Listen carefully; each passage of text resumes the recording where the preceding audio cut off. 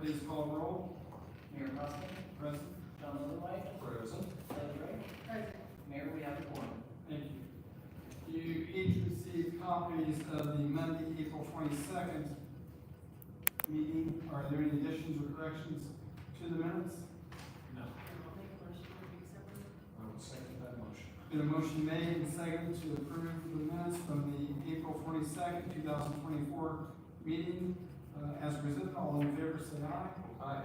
Opposed, no. Motion carries. Police Chief Rick Ryan.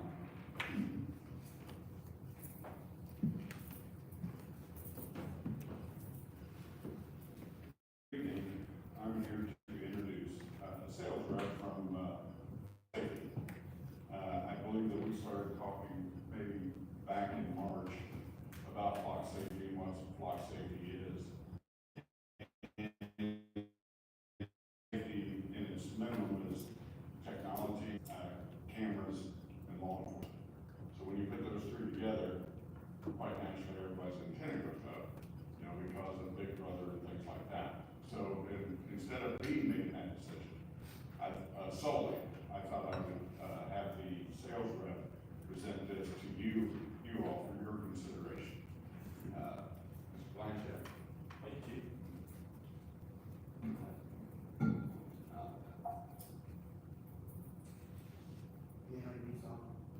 Maybe order, then you find out.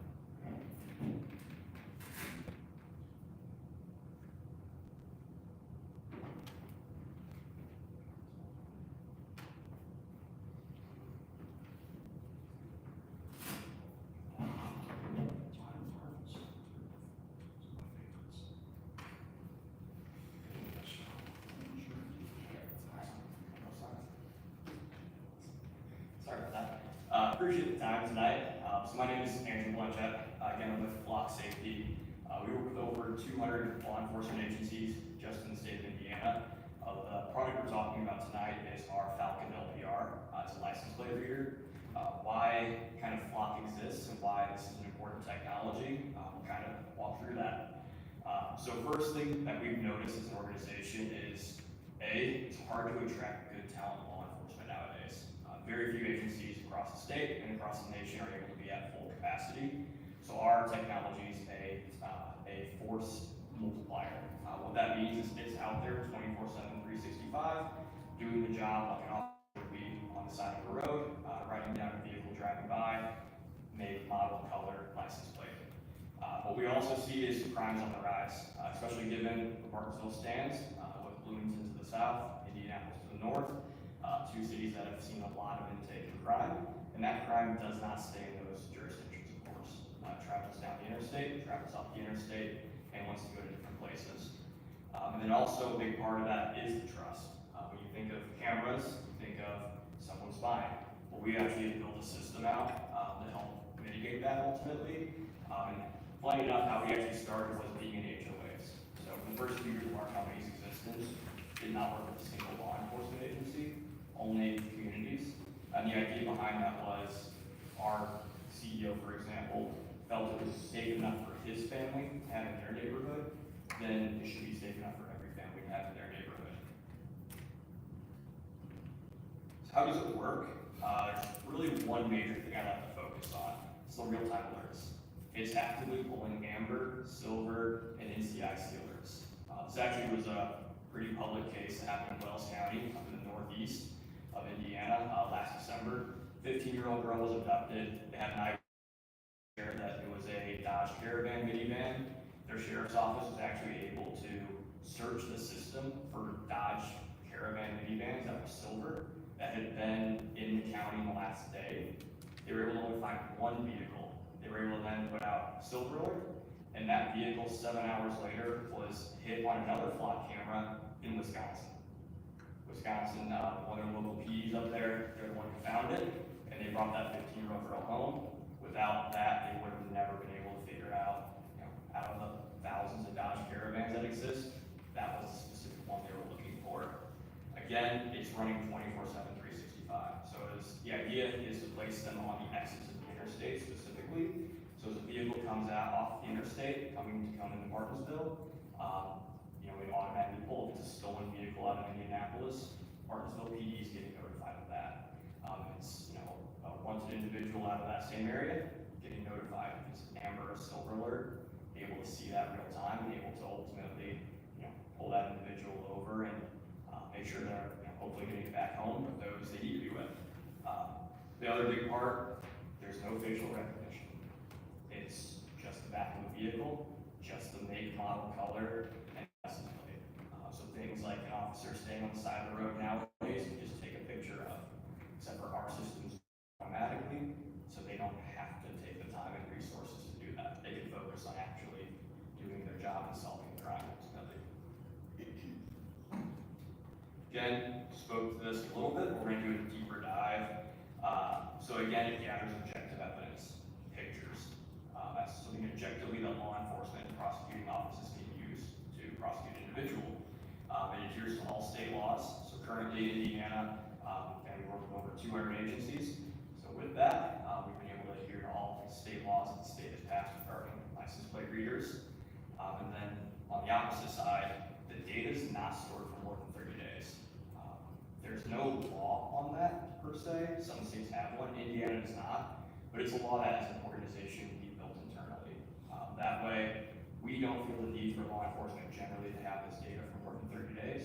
And so after 30 days, it's wiped from the system for good. Another big benefit of why we've been able to work in cities across the country is when law enforcement's looking for a vehicle, they have search reasons. They have to type in a case in order to search for that vehicle. And that's actually auditable by chief. So he can see who's doing what they're searching for, and when they're searching. The same thing works when, Bloomington, for example, who has cameras, and Martinsville are working together. If Bloomington wants to use Martinsville's cameras, there will be an audit trail for Martinsville to see, hey, who from Bloomington used my cameras? They get to allow that or not allow that in the day. Again, another big part, it's not used for traffic enforcement. So no red light cameras. That's not what it's for. It's not what we're in the business of. We're in the business of helping solve crime and ultimately eliminating crime. And then again, through that mitigating risk, again, all the data is stored on an Amazon Web Services cloud, government encryption. So we're keeping that data stored securely. It's only accessible and only viable to the law enforcement agency. So if we don't get access, I can't even see what cameras I've driven past in the last month. Only they can see that information. They get to decide who they share it with. They can choose to share it with the county, for example. They can choose not to. That's up to them. Again, that search reason creates an audit trail. That audit trail is able to be pulled on a daily, hourly, minute basis. And then again, it's also not connected to things like Carfax or DMV. It's again only used for law enforcement purposes. The other big part is we actually do a transparency portal. We do this for all agencies. They like it. What it actually shows is how often they're using the system. It's a public-facing website. It shows who they share with, what they're using it for, what they're not using it for, how often they're searching.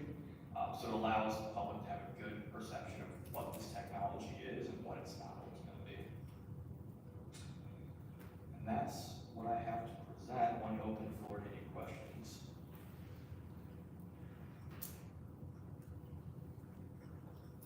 I'm assuming, Mr. Coffey, this is before the board works with a contract that we're going to enter in. CIC, which is the FBI's National Crime Database. So if I put in a stolen vehicle, individual who's wanted, anything along those lines, that's automatically pulled in. We update that list every 6 hours. But it could even be, we've had issues, an individual who just continually comes in and speeds 60 miles an hour downtown. You never quite catch him, but we know the vehicle.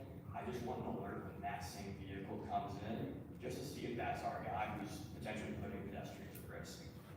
So law enforcement can make their own lists, if you will, hot lists of vehicles of interest. Let's say there's a crime or something stolen at Walmart, and they know based on Mustang, they can tell their cameras, hey, if there's a red Mustang, notify me. So I can see if it's that same red Mustang that was just at Walmart, $500 of goods. And then the opposite way. What's the cost in terms? Yep, so the cameras are $3,000 each per year. We're looking at doing 6 total to cover the major roadways coming off the interstate, as well as the major roadways coming, from the west side of town into town. So $18,000 a year, it's a 2-year contract, so a total of $36,000. And then at that point, it's up to the agency to decide to continue forward. The reason why we like the subscription model is it, quite frankly, keeps us honest.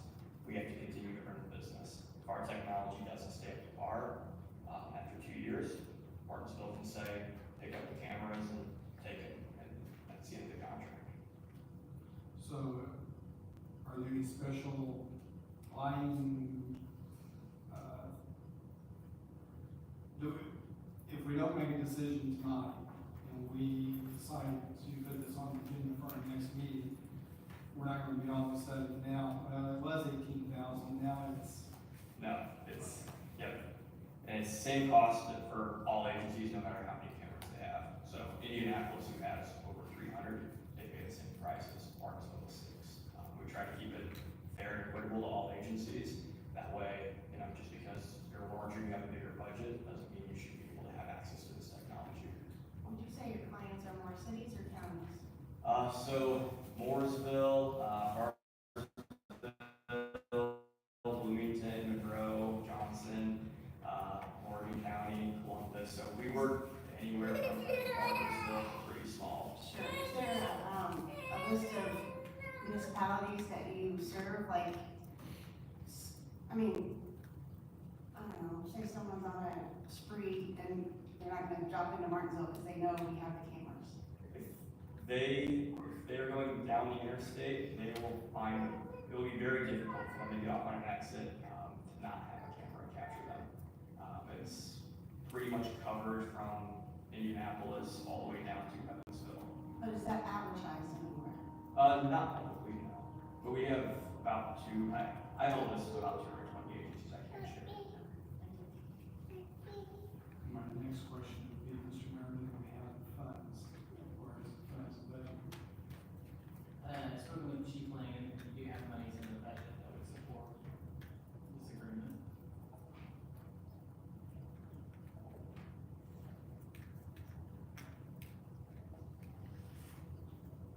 Any other questions or comments? As far as I'm concerned, if the chief wants it and wants to spend his money on it, then I'm inclined to let him do that. I'm not sure I believe in meeting this, but that's because I'm not a police officer and I like to think that we don't have that many people, coming here to cause trouble. But, do you have any thoughts? No. Chief, do you have to add?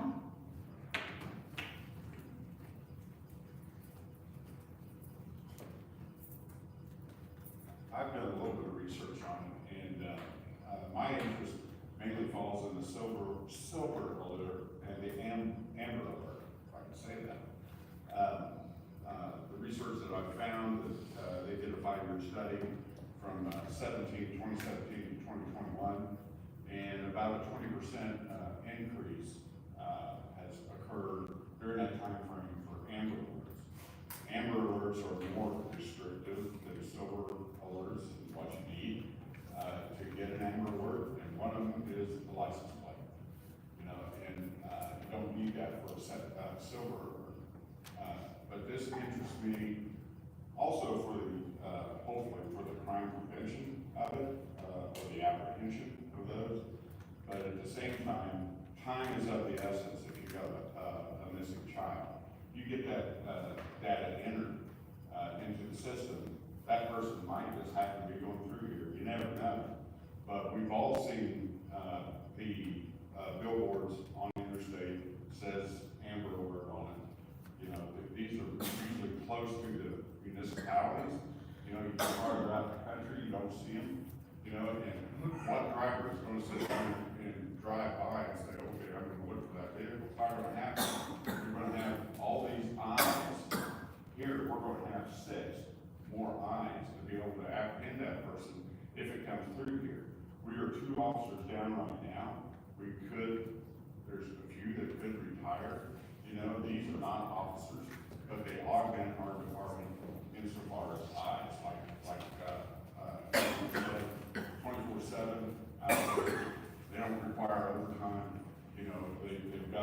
restricted area, that they're trying to help us with, and I would think that it would be, a good endeavor, and especially for the 2 years, you know, we can, make an assessment in 2 years as, just how productive they are.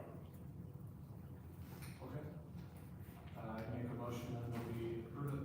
I'll second it. Been a motion made and seconded to approve the flock system, for a 2-year period, $18,000 a year. All in favor, say aye. Opposed, no. Motion carries. Thank you. Mr. Porter? Unfinished business? I know we're running behind, so I'll try to do this very quickly. As you may recall, you tabled at the last meeting your decision regarding the modification of an approved street closure request for the Fall Foliage Festival. There are representatives present if you have additional questions.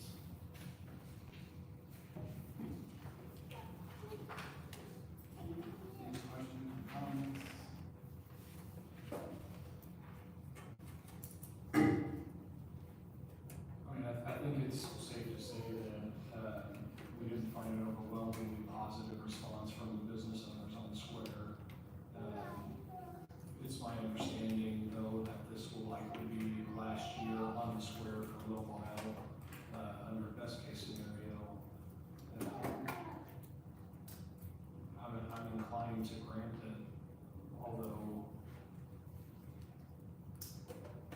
well, I'm inclined to grant it, especially since this is probably the last year in the square for a while.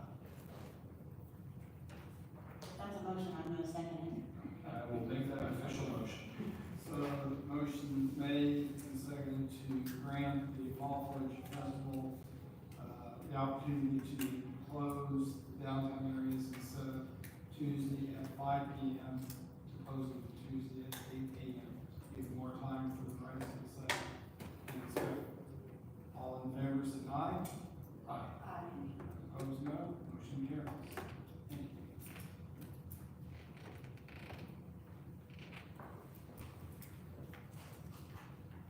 We also had, creating a 4-way stop at Center and Cross Streets. Again, this was tabled from the April 22nd meeting. Chief Lang, we asked the police department to do a study. Do you have any comments or anything in regards to? Okay. I was just advised that the report is in your packets. Officers are generally trained not to give opinions, just give facts. So I asked the officers, the 2 officers that conducted the meeting, or the study, excuse me. I believe they did 3 separate times up there. 2, I thought there were 2. Anyway, I asked both officers that conducted the study if they were on the stand today, what would their opinion be if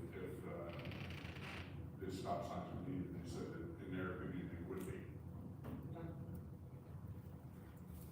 It looks like in the morning it's not too bad, but in the afternoon, the number of vehicles were hustling through there. Mr. Young, do you have anything to add to the chief's? Well, they don't give opinions, but they do give observations, and their observations, both of them, express a concern, I think it's fair to say, about the pedestrians crossing there. They both mentioned that, especially the kids. I don't like putting stop signs up to control speed. In this case, I think people are cutting through that neighborhood to get over to Walmart. They are going too fast. But my bigger concern is the people crossing there. If you do grant and make that a 4-way, we will put a crosswalk there to try to help the safety. That was going to be my question. But that's your call.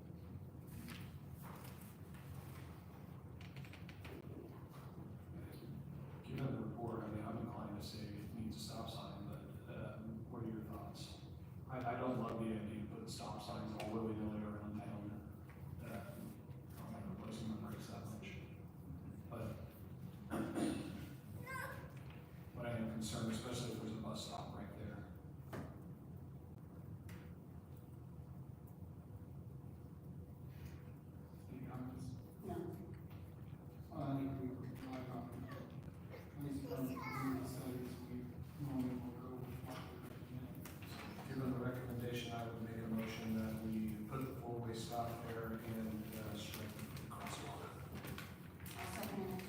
motion made and seconded to make the four-way stop at Center and Cross Street, and let's make sure we're clear on this. This is the interchange of the two closest to South Street, and then we will also put, crossing guard. All in favor, say aye. Aye, opposed, no, the motion carries. Next on the agenda, Mr. Dunn, the no parking zones on South of Foliage Street. Right. There's two areas we're taking a look at. The first one, we'll look at South Ohio. The area is from East Walnut to an alley just south of 439 and 440 South Ohio. It's roughly 490 feet. There are 12 properties and one lot that are affected by this area. We mailed out letters to the 13 homeowners that are affected. And I'll just simply start by saying the minimum width for a street is desired is 11 feet. That's the minimum. It's better if you have 12 feet for each lane. The problem we have is that the vehicles today are so much larger. Many of our streets, we were founded in 1822, and the widths of our streets were based on the transportation back then. And our streets are not blessed with a lot of width. Trucks today are 6.5 feet to 8 feet wide. SUVs are 6.5 feet to 7 feet wide. By the time you can put mirrors on that stick out anywhere from a foot to 18 inches out there, we have some trucks on the road that are kissing 10 feet. So if you're on an 11-foot lane, you better be paying attention.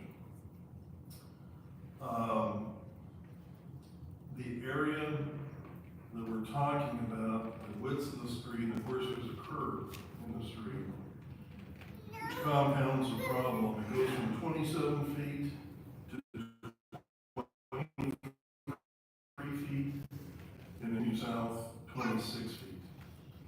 And unfortunately, people don't always park right next to the curb. So we're compounding our problem because they're out 8-10 inches, a foot away from the curb. So that really causes a constriction, especially through that bend. So, and just to give you a little more statistics, we have 264 streets in Martinsville. 106 of them, or 40% of our streets, are less than 24 feet wide. So you have to have 11 feet, you have someone parking there, you're down to one lane. And we have that all over town. But the bigger problem is when you compound that with a curb. It gets even worse. We have 84 streets, or a third of all of our streets are 22 feet or less. We do have some streets that are as narrow as 12 feet. So, it's really rough.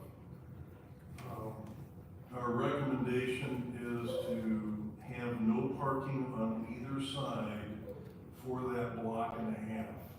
And our biggest concern is, it doesn't happen very often, but there have been times where there's been a car on each side. You can't get a fire truck through. There's no way. So that's our recommendation, to make that no parking on either side for that block and a half. Is there an alley, in between, between Ohio and Graham, it looks like there's an alley in there? There is an alley, right north of Prospect, if memory serves me right. Yeah, it's what it looks like. Right. Okay. And so that would potentially help a little bit back there. Is that something that we could do any meaningful improvement to help with that? Maybe. Well, we're gonna have to, John, all over town, because as you know, we're working on a comprehensive parking ordinance, and, you know, I don't want to pick on anybody, it's just, it is what it is. We felt we had to move on this because of, what we felt was a danger through that curve. But yes, we're gonna have to improve alleys, there's absolutely no doubt about it, we're gonna have to put buildings down, Okay. yeah. Did you receive any comments from your letters? I had one call, one gentleman, and he wanted to know why I took it all the way to Walnut. You know, he said, I could have pulled it back a little bit, and I explained it to him, the situation, you're coming out of that curve.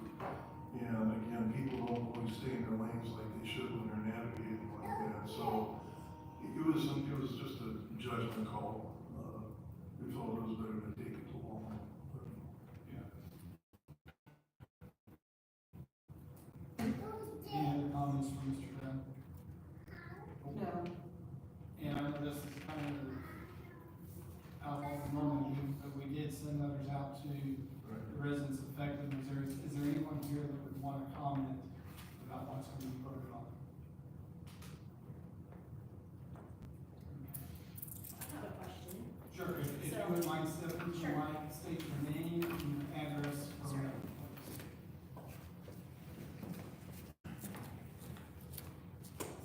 I'm Amy Bernal, I live at 460 East Garfield. So my grass is considered street parking. Aren't you saying in the grass on your own property? Correct. As far as I'm concerned, that's a creative driveway. I only have one parking spot and that's in the very back of my house, so like, and when people come over to visit, they're only there for a couple hours. So we were like trying to think, if we're in the total grass, is that What's your address again? 460 East Garfield? I have a little house, that's the yellow house, is like, I have an alley, it's like right before, there's like an alley and then one house before the roundabout. So you're on the east side. But we were one of them that got a letter. We can't stop. Right, because they were in a half a block Yeah. range or, no, there's, So this is a different one? Yeah, but go ahead, you're right, so go ahead. Okay, so yeah, so we were just like, there's some of our neighbors, we were just trying to figure out like, when we have real parking, like, where we park out. I appreciate you asking, because most people don't ask, they go ahead and park on the sidewalks. And there's two things that are destroying our sidewalks, it's the trees, which I love, and it's people that park on. Right. And if there's not a sidewalk. There's no sidewalk, right, not at all. No, you can park on your grass. So yeah, as long as there's no tires on the street, that would be considered, I need my parking, I need them on my property. I mean, we're just trying to come up with solutions because there's no parking, like, if we do no parking, like, where's everybody gonna park at? And we're gonna have to work with people, as I said, because alleys, really are just still using them more and more. Like we were saying, like, the streets, you need enough for, like, to get, like, both lanes, if you go on Graham, there's, like, you can barely get one car through Graham, and like, I was thinking, if I'm having to park over there, then it's just as bad as parking in front of my house, so. I think, as a board, and not just the board, but the whole city organization, I mean, we're very sympathetic, and the mayor said it exactly. We're gonna work with you, so in terms of your question, I think it's a simple yes. Okay, so as long as I'm on the grass and the tires on the street, we're good. Cause I don't want somebody to tell me like, oh. I'm not gonna come up with a ruler. Yeah, well, he's gonna count. You know exactly where I live now, so. Yeah, we're just trying to be safe. Right, And no, I I appreciate get it. your cooperation. So, okay, thank you. If there are no other questions, I would entertain a motion. I'll make a motion that we, and we're back to Roundabout Street. Yes, ma'am. Yes, that we, make the block I have no part. In Walnut and, How far out it was. yes, And I will second that motion. Motion made and seconded to approve the no parking as presented. on the South Ohio Street. All in favor, say aye. Aye, opposed, no, the motion carries. Mr. Denny, you want to talk about the roundabout real quick? Yes, sir. The Garfield, the new roundabout, again, there was 21 homeowners, that were affected, by this. We sent letters out to them. We're not trying to be heavy-handed here. We're trying to, increase the safety and the flow of traffic in and around that roundabout. And it's the same issue. It's the width of streets. And I went out today just to make sure, north, if you're going on North Ohio, leaving the roundabout, it's 27 feet. If you look at Mahaley'sville Street, it's 23 feet wide. Garfield, west of the roundabout, like you're going to West Middle School, that's 28 feet. South Ohio Street is 27 feet. And Garfield, east of the roundabout, like going to the high school, that's 23 feet. It's just an observation, but when there's parking there, people, and again, they're not kissing the curb, so there's space there, there's width. You would think that, well, 27 feet, that should be plenty. Well, you've got 11 and 11. You've got people that are going over, trying to avoid, because people are always concerned about people opening the car doors. So, we have people as they're going east, entering the roundabout, that are clear over the yellow lane, and it's an observation. People are getting in the opposite lanes in some areas. In most cases, it's not an issue, because people really have not parked in that area, but we have some. So, that is our proposal. I think he had a map as far as the range, what we were talking about. Questions? Not at all, I completely agree. And so, there again, is there anyone that wants to speak on the Garfield roundabout situation? You can just state your name. Yes, and I live at 309 Garfield Avenue. Our neighbors actually are some of the culprits of who are parking by the roundabout at any given time. Sorry. At any given time, there are 3 to 4 vehicles. Sometimes that's a dump trailer included in that. I'm a stay-at-home mom, so I see a lot of the activity that goes on at the street, and all day long is horns honking, people trying to get through. They don't park far enough back away from the roundabout for traffic to get through, and it just causes a lot of chaos. So we are wholeheartedly behind this, and definitely believe that it's something that needs to happen. Thank you for coming. And for your part, your time.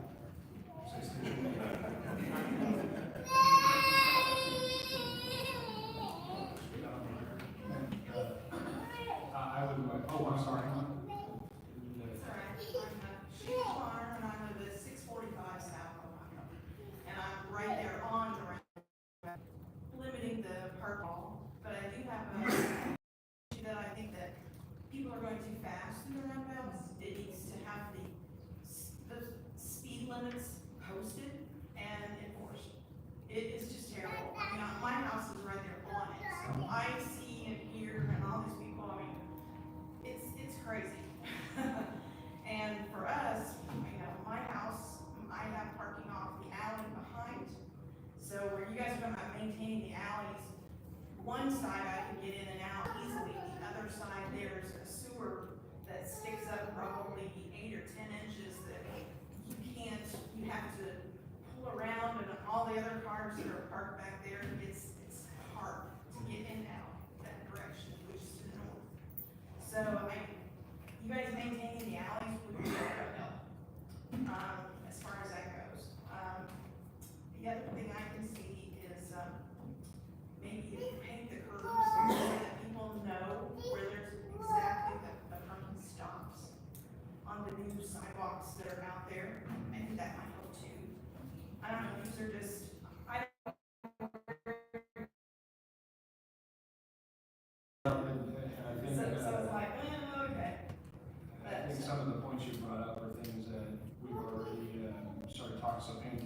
instance is something that I know is on the docket. I just know too that like the police cars and everyone, they're coming through there really quickly because they get a call, I get that. But honestly, it's like you go outside and you just hear the cars moving fast and they're gone, you know, it's dangerous for children, bicycles, pets, any of that. It's really gonna be more of a problem than I think's already even been addressed, so. Okay. Anyway, that's all I have to say, thank you. No, thank you. And we look about, because I know we talked about painting. We'll paint them. Yeah, I couldn't do it right now. so we will address that. So, you know, I can some spray paint, just go out there and get crazy. I would make a motion then that we, put the no parking in at the roundabout as stated, I'll second it. The motion made and seconded to make no parking at the roundabout as presented, and also to paint the curbs and delve through there and maybe posting some, speed limit signs. All in favor, say aye.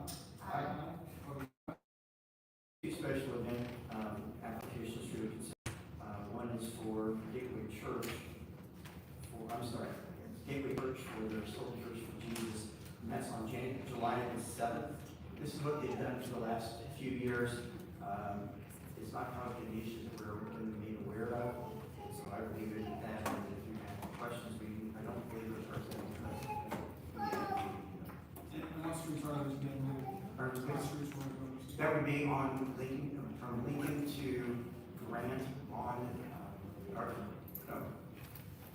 Gray Street, Gray Street.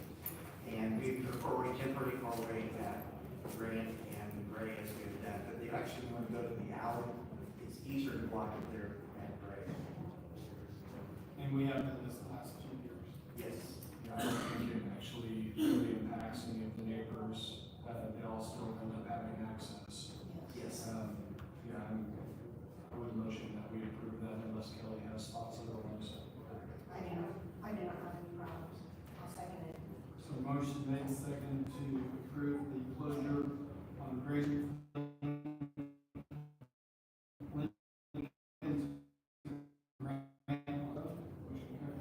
The other application for your consideration is a 4th of July block party. This is on Grant Street between Morgan and Pike. This is very similar to what we did a few years ago over on the street for a block party, which they're no longer doing. So there is precedent for a similar situation on the 4th of July, just a few more blocks to the west. And it is for that one block stretch. And this is Grant Street, not, because I know Pike Street, we make one direction, and Harrison one way, the other. I don't know that we still do that. I don't know that we still do that on the 4th of July, but it would just be between Pike and, Morgan. Is, when I read through this, yes, I'm sorry, it's a 2 block stretch between Pike and Morgan. when I read through this, it looked like, it was more of a private party. Well, it's for the neighborhood. Okay, so effectively anybody can go, It is the 100 block of North of Grant, so it is between Morgan and Pike. It would not go all the way up to Harrison. Hold up. 10 to 10. Pardon me, please? You're asking for 10 to 10, 10 a.m. to 10 p.m.? Yes. But it's gonna shut down Pike Street? No. Okay. Between Pike and, on Grant. Just within the block? Yeah. Yes. as Between long the as, blocks. as long as it's not private, as long as it's open to anybody, I think it's pretty cool. You look for nice to go before. I'll make a motion that we accept the street closure for the 4th of July block party. I would second that. Good motion made and seconded to approve the neighborhood block party on Grant Street from Morgan to Pike from 10 a.m. to 10 p.m. All in favor, say aye. Aye. Opposed, no, motion carries. Gary? Well, wait, it's Dell first. So next on your agenda, is, one is the session, we talked about a lawsuit that was initiated by the Board of Works concerning our levy project. So I'm looking for a motion to approve the settlement of that lawsuit to acquire land on the north side of the levy. It's a little over 4 acres plus easements. So we're asking for consideration of approving that settlement, $54,574. So that's the first request I would have this evening. The second request is the accumulation of approving land acquisitions. The total amount, or the total acreage, including the amount of land in the lawsuit, 39.345 acres of real estate plus easements that we have to acquire for both the north and south levy project. The only parcel this does not include was a lawsuit that we initiated about a year and a half ago that was already approved by the Board of Works for a little 14 acres. So the total of 39 acres, 39.45 acres, $366,091.30. What that amounts to is a 4.04 acre parcel plus a 13.991 acre plus the easements, a 0.548 acre parcel, a 10.064 acre parcel, a 6.798 acre parcel, and a 7.944 acre parcel. This is for the Board of Works tonight. As you recall, back in 2001, the city's RDC did a grant, several $1 million grant. Part of that money was for land acquisition, and the city council then appropriated or directed the Board of Works to be the authority over administration of those funds. This is the monies that we will use, part of the monies we will use to acquire this land, so $366,091.30. The North Levy project, Mr. Gross is going to talk about here in just a minute. Part of this obviously is acquiring that land, and then the monies to utilize that land is through the NDOT grant, $5 million. And then on the south side, to construct the new levy project, we're getting a $20 million grant from the state of Indiana. So while the city does have some money to spend for this levy project, the state has kicked in and funded a lot of that particular project. It's going to be a great thing for the city of Martinsville as we're going to be able to protect our citizens from flooding once this is completed with the accredited levy system. And this will alleviate a lot of folks who are now getting notices for flood insurance. We'll pull them back out of that program. So this is accumulation of hopefully the start of the project. It'll be a good thing for the city of Martinsville. So again, asking for one motion to approve the settlement of the lawsuit. Second motion to approve the land acquisitions that I outlined just now. I'll make a motion that we accept the lawsuit. I have a second, the motion to settle the lawsuit. Been a motion made and seconded, some lawsuit in regards to the North Levy. As presented by Mr. Garfield, all in favor say aye. Aye. Opposed, no. Motion carries. And I would make a motion to, or for the land acquisition, 38 and change acres. 39.345, it's a total amount of $366,091.30. Thank you, I would make that motion. I'll second it. The motion made and seconded with the land acquisition that Mr. Garfield outlined each parcel. All in favor say aye. Aye. Opposed, no. Motion carries. Mr. Oaks. Mr. Coffey, I would like the details of the information. You'll have to show that with all the grant processes that Ben and I go through, so if you could share those numbers in a way. We're here tonight, board, to recognize that 2 weeks ago, we opened the bids for the North Levy project. We had 5 bids, 2 were in the mid $3 million range, the rest were in the $5 million range by spread. We've reviewed the bids documents. We recommend tonight that the construction be hired to do the North Levy project in the amount of $3,442,900. Again, 3,442,900. Reed Construction.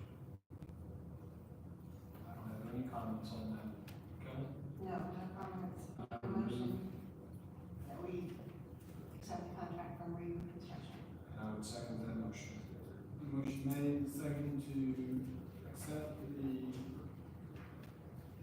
from reconstruction for the reconstruction of the north levee, total of $3,442,900. All in favor, say aye. Aye. Opposed, no. Motion carries. Thank you. Mr. Garfield, we've got, rates in regards to the garbage and debris collection.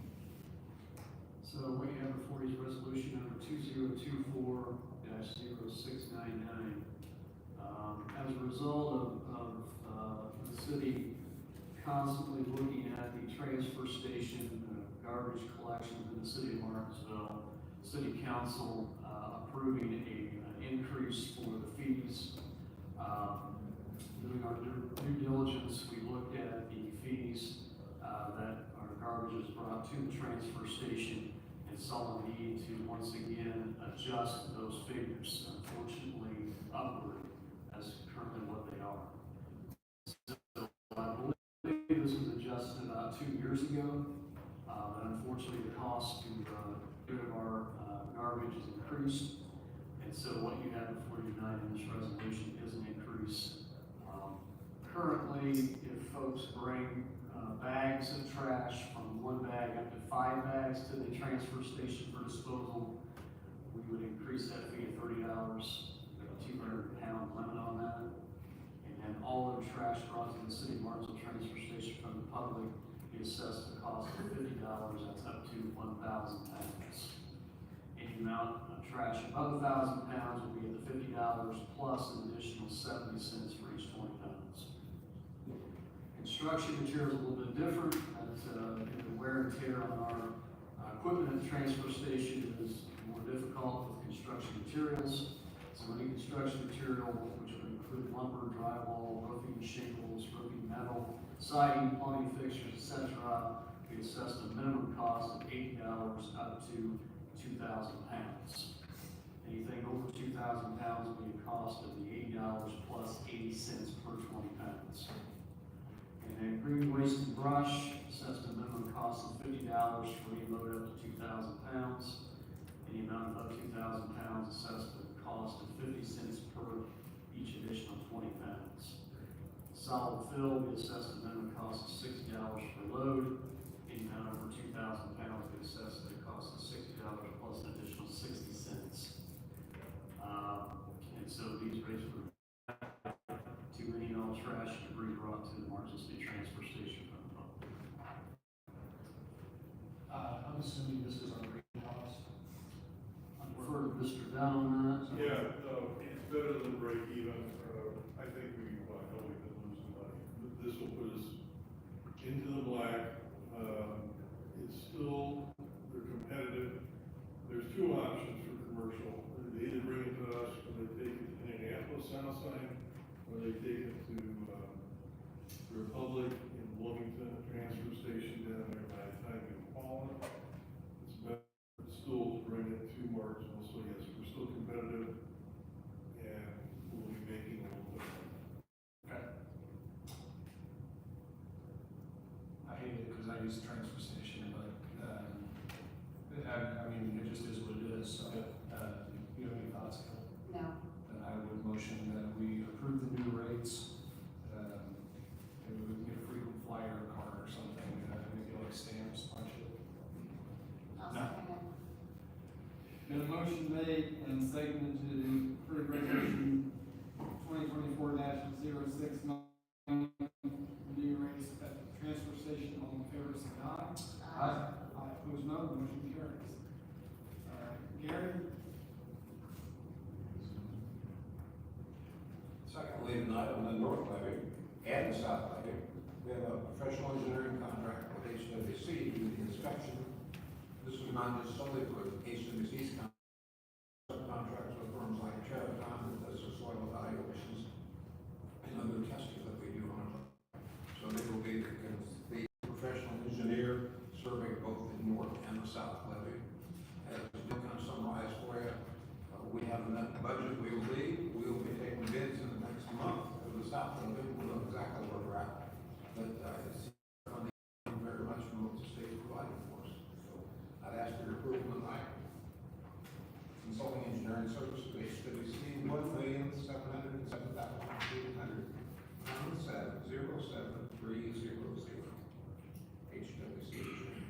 Gary, is that actually for the levy project, or is that for the project leading up to the project? Well, they'll be on site the entire time, sometimes more than one person representing them, they'll be management on site for doing that, they'll be testing the soil for them. And I expect that they even go out to the Carl site to obtain the soil farm.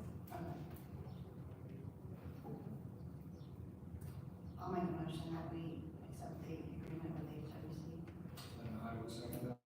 Motion made and seconded to accept the agreement with HMC for the inspection process on the levee, north and south. All in favor, say aye. Aye. Aye. Opposed, no. Motion carries. Thank you. Sewer adjustments tonight, we just have four. 639 South Marion Street, $113.72. 260 West Garfield Street, $52.92. 760 South Graham Street, $188.04. 360 North Graham Street, $37.16. You all both received the information regarding these, with any questions or comments? Dr. Bailey? No, I'll make a motion that we accept the sewer agreement. I would second that. The motion made and seconded to accept the sewer adjustments as presented. All in favor, say aye. Aye. Aye. Opposed, no. The motion carries. Our next regular meeting will be on Tuesday, May 28th. Since Memorial Day is that Monday, we're going to be on Tuesday. Tuesday, May 28th, 2024, 6:30 here in the council chambers. And again, we have a lot of information tonight, so I apologize for going over it. But like I mentioned the last meeting, you may want to consider starting our meeting at 6 as opposed to 6:30. We can discuss that next meeting since we're over. So without any ado, we're adjourned.